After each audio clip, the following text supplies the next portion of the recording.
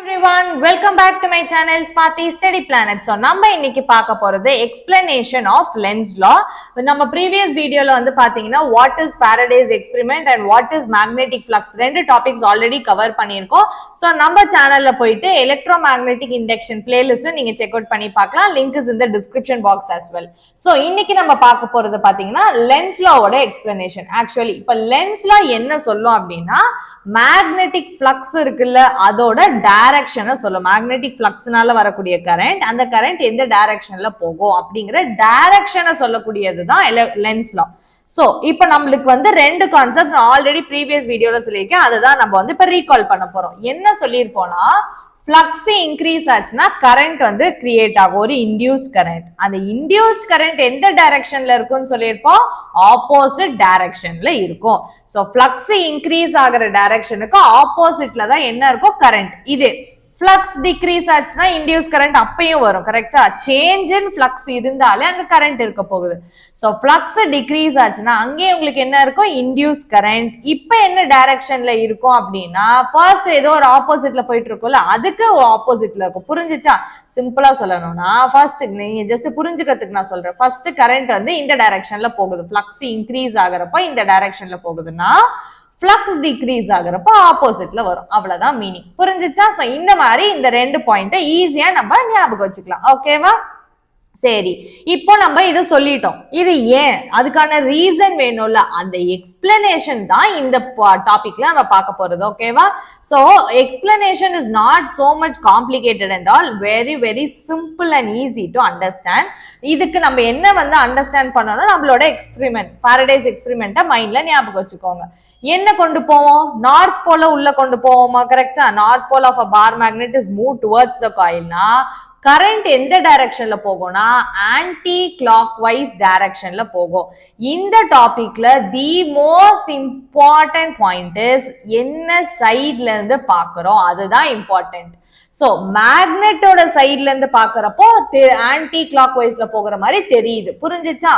நீங்க வந்து எந்த சைட்ல இருந்து வேணாலும் பார்க்கலாம். ஒரு நீங்களே யோசிங்களேன், மேக்னெட் இங்க இருக்கு, மேக்னெட்டும் இந்த ஒரு காயில இருக்கு. இந்த மேக்னெட் சைட்ல நீங்க இங்க கண்ணு வச்சு பாக்குறப்போ இது ஆன்டி கிளாக் வைஸ்ல போகிற மாதிரி தெரியும்.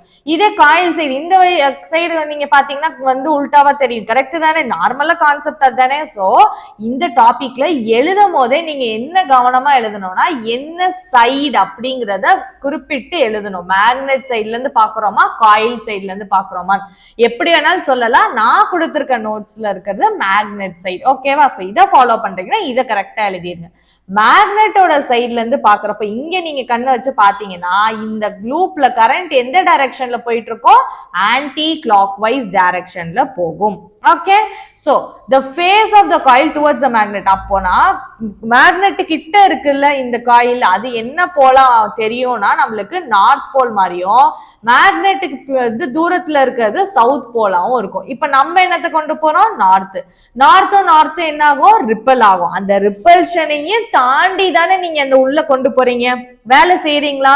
எப்பயுமே ரிப்பல்ஷன் இருக்கு அப்படின்னா நம்ம தான் எக்ஸ்ட்ராவா வேலை செய்யணும். கரெக்டா? அட்ராக்ஷனா அதுவே அட்ராக்ட் ஆயிக்கும், நீங்க எந்த வேலையும் செய்ய வேணாம். இப்ப இந்த ரிப்பல்ஷனையே தாண்டி இந்த மேக்னெட்டை நான் உள்ள காயில் கிட்ட நான் செலுத்தணும்னா நான் என்ன செய்யணும், ஒரு வேலை செய்யணும்.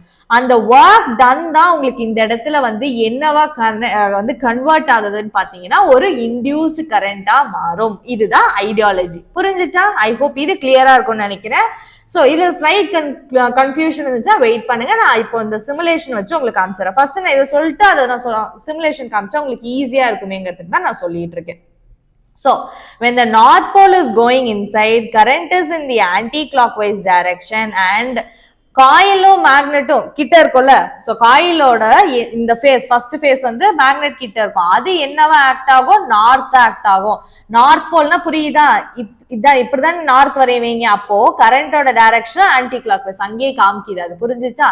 இப்போ இதே இந்த நார்த் போல வெளியில எடுத்துட்டு வரேன். வெளியில எடுத்துட்டு வந்தேன்னா இப்ப அப்படியே ஆப்போசிட் கருதையா, கரண்ட் எந்த டைரக்ஷன்ல போகும், கிளாக் வைஸ்ல போகும். எல்லாமே மேக்னெட் சைடு தான். கிளாக் வைஸ்ல போகும். கிளாக் வைஸ்ல போகிறப்போ இந்த சைடு டுவர்ட்ஸ் த மேக்னெட் இருக்கக்கூடிய காயில் என்னவா ஆக்ட் ஆகும்னா சவுத் போலாவும், அவே ஃப்ரம் த மேக்னெட் இருக்கிறது நார்த் போலாவும் இருக்கும். நார்த் சவுத் என்னது அட்ராக்ட் ஆகும். அந்த அட்ராக்ஷனையே தாண்டி இப்ப நான் என்ன பண்ணணும், அதை வெளியில இழுக்கணும். அப்போ நான் என்ன செய்வேன், அங்க ஒரு ஒர்க் அந்த ஒர்க் தான் இங்கேயும் மறுபடியும் என்னவா வந்து ஸ்டோர் ஆகுதுன்னா இந்த இன்டியூஸ்ட் கரண்டா மாறுது. ஓகே, இப்போ நம்மளுக்கு இன்னொரு கேள்வி வரும், என்னன்னா ஏன் வந்து நார்த் போல் உள்ள போகிறப்ப இது நார்த்தா மாறுச்சு, ஏன் சவுத்தா மாறக்கூடாதா அப்படின்னு நம்மளுக்கு ஒரு டவுட் வருதா? அதுக்கான எக்ஸ்பிளனேஷன் தான் அடுத்த பேஜ்ல இங்க கொடுத்துருக்கோம். சிம்பிளான கதை தான். நான் இப்ப சொன்னதே நீங்க ஒரு வாட்டி நல்லா யோசிச்சு பாத்தீங்கன்னா உங்களுக்கே ஆன்சர் வந்துடும். என்ன சொன்ன? நார்த் உள்ள போச்சுன்னா இது நார்த்தா ஆக்ட் ஆகும். அப்ப ரெண்டு என்ன ஆகும்? ரிப்பல்ஷன். அந்த ரிப்பல்ஷனையும் தாண்டி தான் என்ன செய்யணும்? ஒர்க் டன் செய்யணும். அந்த ஒர்க் டன் தான் என்னவா கன்வெர்ட் ஆகும் அப்படின்னா பாருங்க, ஒர்க் டன் தான் என்னவா மாறும்னா எலக்ட்ரிக்கல் எனர்ஜி இந்த ஃபார்ம் ஆஃப் கரண்டா மாறும். இப்போ சப்போஸ் இல்ல நான் சொன்னது தப்புன்னு வச்சுக்குவோம், நார்த் உள்ள போகிறப்போ சப்போஸ் அது வந்து சவுத்தா ஆக்ட் ஆச்சுன்னு வச்சுக்கோங்க, நார்த்து சவுத்து என்னவாயிரும்? அட்ராக்ட் ஆயிருமா? அப்ப தானாவே இந்த மேக்னெட் வந்து எந்த வேலையுமே இல்லாம வந்து காயில நோக்கி அதுவே உள்ள போயிருந்தானே. புரிஞ்சுச்சா? வேலையே செய்ய வேணாம். அப்போ நான் செஞ்ச வேலை எங்க போச்சு? நாம தானே மேக்னெட்டை நோத்திக்கிட்டு இருந்தோம் இவ்வளவு நேரம். அப்ப நான் செஞ்ச வேலை இருக்கிறது அது சம் சார்ட் ஆஃப் எனர்ஜி என்னவா கன்வெர்ட் ஆகணும்? இன்னொரு சார்ட் ஆஃப் எனர்ஜியா மாறணுமா? கரெக்ட் தானே? எனர்ஜிங்கிறது இப்ப நான் செய்யறது ஃபர்ஸ்ட் ஒர்க் டன்ல இருக்குன்னா இப்ப அது என்ன எனர்ஜியா மாறணும்? கரண்ட், அந்த மாதிரி ஏதோ ஒரு எனர்ஜியா கன்வெர்ட் ஆகணும். அப்பதானே அது லா ஆஃப் கன்சர்வேஷன். ஒரு பொருளை அழிக்கவும் முடியாது, உருவாக்கவும் முடியாது, ஜஸ்ட் என்னதான் பண்ண முடியும்? சேஞ்ச் தானே பண்ண முடியும்.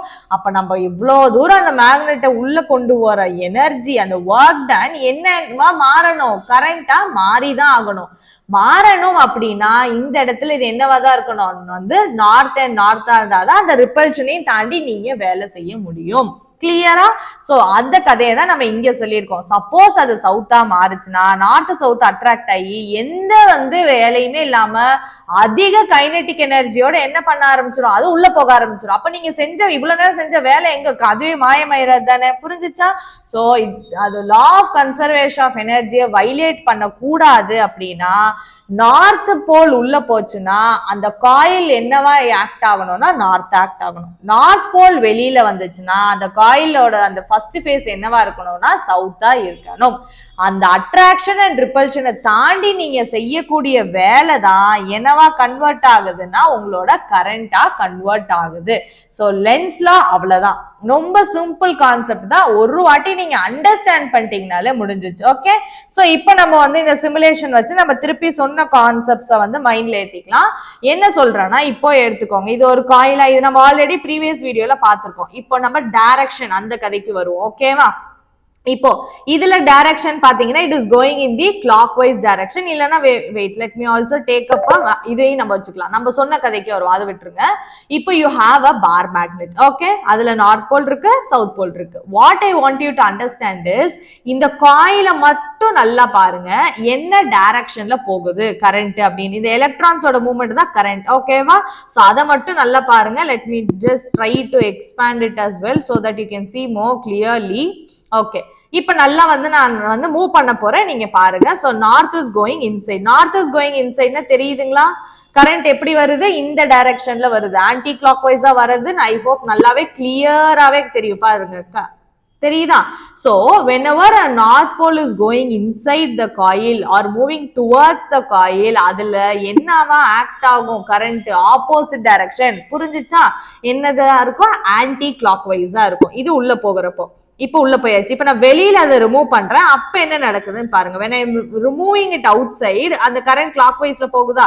நான் திருப்பி பாருங்க நல்லாவே. Current is going in the clockwise. உள்ள போகும்போது ஆன்டி கிளாக் வைஸ், வெளியில போகிறப்ப கிளாக் வைஸ். தெரியுதா? சோ இதோட லிங்க் நான் டிஸ்கிரிப்ஷன் பாக்ஸ்ல கொடுத்திருக்கேன், வேணா நீங்களும் அதை வந்து ட்ரை பண்ணி பார்க்கலாம். சோ இந்த ஐடியாவை தான் நம்ம சொல்றோம். whenever the magnet ஓட north pole goes inside, the current is in the anti-clockwise direction, and whenever the north pole is coming outside, the current is in the clockwise direction. Okay, so that's very simple ideology. And last before we conclude this video, I want you to understand the direction. Okay, so direction என்ன சொல்றோம்னா when the north is going inside, இந்த face இருக்குல்ல, இந்த இடம் தெரியுதுங்களா? நான் இங்க point பண்றேன். இந்த ஃபேஸ் என்னவா ஆக்ட் ஆகும்? நார்த் ஆக்ட் ஆகும். சோ அந்த நார்த் ரிப்பல்ஷனை தாண்டி தான் நீங்க என்ன செய்றீங்க? இந்த ஒர்க் டன் செய்றீங்க. சோ இது நார்த்தாவும் இந்த சைடு இருக்குல்ல அது என்னவா இருக்கும்? சவுத். அது நம்ம கன்சிடரேஷனே இல்லை, நீங்க அது எழுத கூட வேண்டாம். Only understand the north is going inside, this face of the coil will also act as north. And when the north is coming outside, இங்க இருக்க north வெளியில வந்துச்சுன்னா இந்த ஃபேஸ் இப்ப என்னவா மாறிடும், சவுத். அப்போ நார்த் சவுத்தோட அட்ராக்ஷனே தாண்டி நான் அந்த வெளியில ரிமூவ் பண்றேன். கரெக்டா? அந்த ரிமூவ் பண்றதுதான் அந்த இடத்துல என்னத்தை கிரியேட் பண்ணுது, ஒரு கரண்ட்டை கிரியேட் பண்ணுது. சோ இந்த ஐடியாலஜி வந்து very very important and you have to understand this concept. So that's it for lens law. I hope இது கிளியரா இருந்திருக்கும் அப்படின்னு நினைக்கிறேன். சோ நம்ம ஷார்ட்டா வந்து நான் எழுதி கொடுத்துறேன், சோ தட் உங்களுக்கு ஈஸியா அண்டர்ஸ்டாண்ட் ஆயிரும். when the north is going inside, ஓகேவா, current is in the anti-clockwise direction. இந்த கரண்டோடது வந்து ஞாபகம் வச்சுக்கணும். இது ஒரு பாயிண்டா. ரெண்டாவது வந்து லூப் என்னவா இருக்கும் அப்படின்னு பாத்தீங்கன்னா, it will also act as north. when the north is removed outside, வெளியில வரப்போ கரண்ட் என்னவா இருக்கும், clockwise directionல உங்களுக்கு கரண்ட் இருக்கும். அண்ட் அந்த லூப் வந்து என்னவா ஆக்ட் ஆகும்னா சவுத்தா ஆக்ட் ஆகும். சோ இந்த ரிப்பல்ஷன் ஆர் இந்த அட்ராக்ஷனை தாண்டி நீங்க செய்யக்கூடிய ஒர்க் என்னவா கன்வெர்ட் ஆகுதுன்னா அந்த லூப்ல இருக்கக்கூடிய கரண்டா கன்வெர்ட் ஆகுது. This is called as Lenz law. Okay, I hope இந்த வீடியோ உங்களுக்கு யூஸ்ஃபுல்லா இருந்திருக்கும் அப்படின்னு நினைக்கிறேன். நெக்ஸ்ட் வீடியோல நம்ம வந்து நெக்ஸ்ட் டாபிக்கான வந்து மோஷனல் இஎம்எஃப் அண்ட் அதோட வந்து கான்செப்ட்ஸ் நம்ம வந்து பார்க்கலாம். This is also relatively easy topic தான். இதை நம்ம நெக்ஸ்ட் வீடியோல பார்த்துருவோம்.